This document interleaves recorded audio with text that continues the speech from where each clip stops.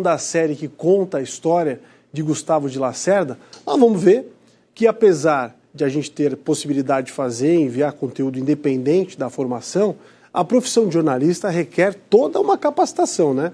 Questões éticas, como chegar e checar conteúdo antes de que se divulgue, né? As famosas notícias falsas, apelidadas de fake news, por exemplo. Agora, quem vocês acham que idealizou o aperfeiçoamento dessa profissão? Dá uma olhada aqui. Consciência negra para mim é... Temos mais pretos, temos mais pretas podendo falar. Consciência negra é... Todos somos iguais, independente da pele. Meus filhos não vão ser julgados pela cor, independente da pele.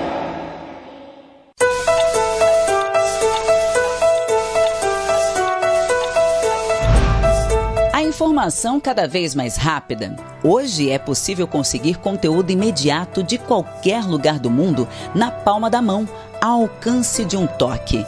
Pela internet, nos sites, nas redes sociais, nos aplicativos.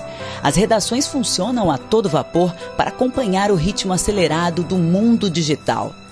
Com tanta agilidade, o time da imprensa saiu do jornalismo raiz para se capacitar. Veteranos correm atrás da tecnologia, jovens querem inovar o jeito de fazer jornalismo. Capacitação que já era vista como prioridade na década de 1900 por Gustavo de Lacerda. E com o tempo, essa visão sobre os direitos e a união entre as classes foi abraçada por outras instituições.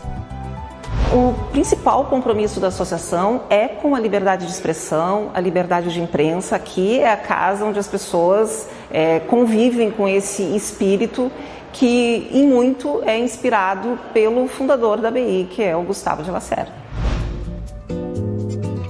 A instituição catarinense, fundada em julho de 1932, teve as atividades interrompidas na ditadura do Estado Novo. Chegou a retornar com outro nome em 1950, mas só no início do século XXI é que voltou ao seu nome de origem, homenageando os guerreiros que iniciaram um processo de mudança na realidade do jornalismo catarinense.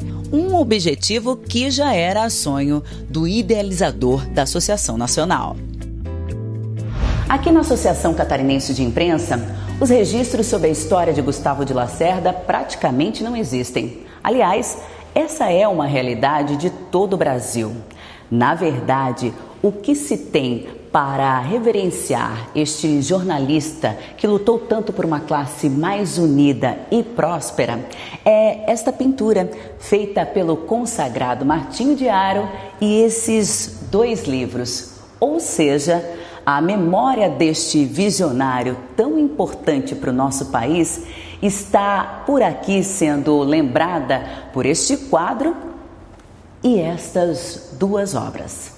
Quem conhece a história preserva o presente e constrói o futuro. Sem a história não tem condições. Gustavo de Lacerda, por quê? O exemplo de dedicação à atividade que ele escolheu para a profissão, embora na época não fosse uma profissão devidamente remunerada, regiamente remunerada, mas o seu caráter de visionário. Quer dizer, ele entendeu que uma associação, compreendeu, que se restringia na época mais ao Rio de Janeiro, não era a Associação Brasileira, era quase a Associação Carioca, até porque não havia comunicação com outros estados, basicamente, né? Então ele teve essa visão de reunir os colegas em torno de uma associação para a defesa dos direitos, para a confraternização, para a assistência social, entendeu? Na Academia Catarinense de Letras, que o jornalista Moacir Pereira já presidiu e que acolhe patronos, diretores e acadêmicos, Gustavo também tem um arquivo limitado. Pisos centenários foram mantidos, escadas de madeira maciça que resistiram ao tempo. Mas entre as paredes da casa histórica há apenas a certidão do Exército e a moldura do jornalista como patrono, além de alguns outros documentos. A presença de Gustavo ainda existe, mas apenas na memória de sucessores. Ele carrega essa duplicidade, digamos assim, né, de ser brilhante, como o Cruz de Souza, e ao mesmo tempo não ter reconhecimento, ao mesmo tempo não ter a consideração da sociedade. Então, com isso, ele ganha assim na distância, já no seu desaparecimento, como os objetos longínquos que ainda recebem o sol, né? Ele brilha, mas ele brilha que justamente está longe, inatingível, e a vida dele está completa. Então, ele não ficou devendo nada para ninguém. Então, acho que a Associação Brasileira de Imprensa, ela não poderia ter patrono melhor, porque ele é o retrato da independência do jornalista. Ele falava, escrevia, sem nenhuma preocupação se fosse agradar ou não, ou se fosse desagradar quem quer que fosse. Exemplo a ser seguido, fundador de uma instituição que garantiria equidade da categoria, patrono da academia referência no estado, uma autoridade apagada que vem sendo representada até aqui por uma foto que é réplica nas poucas citações e obras. Mas há quem busque mudar essa realidade e manter vivas lembranças desse revolucionário negro, tanto quanto Antonieta de Barros e Cruz e Souza. É o que iremos mostrar no próximo episódio.